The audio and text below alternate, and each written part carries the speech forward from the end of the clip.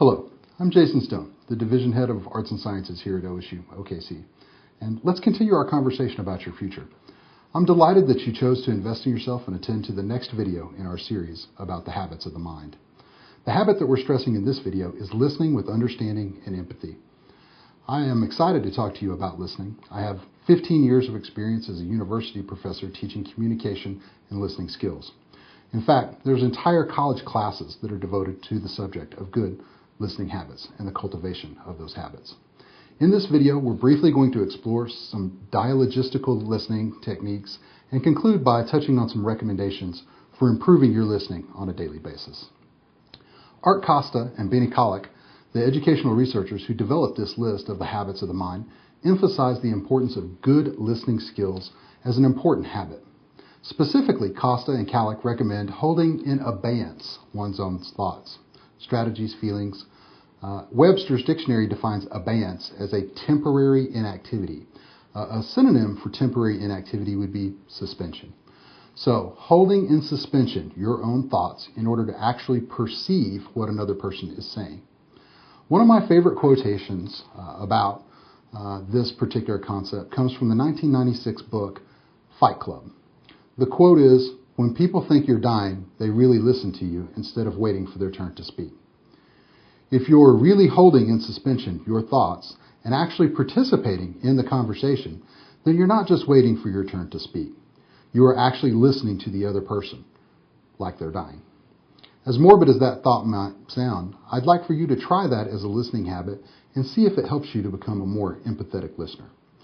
If you master this habit, communication researchers, the likes of which, such as John Stewart and C. Logan, would refer to you as a dialogic listener. One of my mentors, Associate Professor of Communication at the University of Richmond, Scott Johnson, talks about this type of listening as mutually constructing meaning. Instead of waiting for our turn to speak, we cooperate with the other person in the give and take of the conversation, and together we work to mutually construct meaning. Finally, I wanted to share with you a couple of general listening recommendations. I've come up with an acronym to help you remember these recommendations. That acronym is Perl. First, the P, paraphrase. Good listeners interject into the conversation and summarize quickly what the other person is saying so that the sender of the message understands that the message is being encoded and decoded correctly. Oh, okay, I see what you're saying. Yeah, right. Those are all good examples of good listening strategies. Next is empathizing. Good listeners display their empathy by identifying the emotions that the other person in the conversation is expressing. An example of that might be a statement such as, "It sounds like you were really disappointed when you heard that news." The other person then has an opportunity to see that you are accurately encoding and decoding the emotions that they're attempting to communicate. Next, the A in Perl, attend. Attend to the message. Focus on what the other person is saying. Get rid of distractions.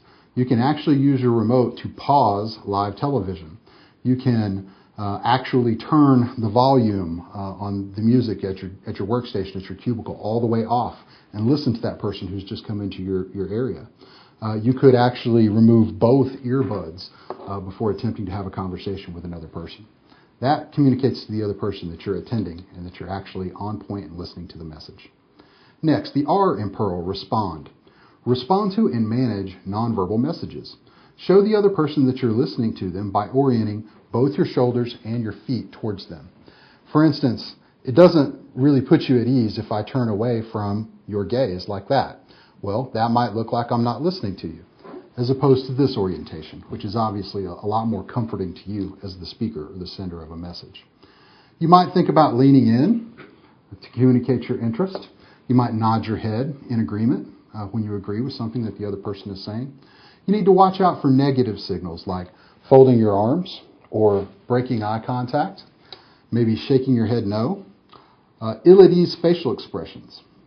All of those communicate that the message may not be received as you hope that it would be. Finally, look for key ideas. You may miss some of the details in the descriptions, but if you can find out the key idea of what that other person is really communicating, you're going to be a long ways off towards becoming a better listener. Can you determine if you're listening for information, if you're listening to support someone else, Are you trying to nurture your friendship and your relationship with that other person? Or are you just listening for entertainment? Knowing why you're listening will help you find those key ideas. Keeping your eyes on the prize will make sure that you attend to the conversation correctly.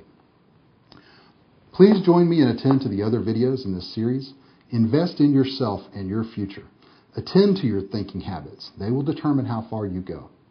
Thank you for your time and attention. Have a great day. Go Pokes.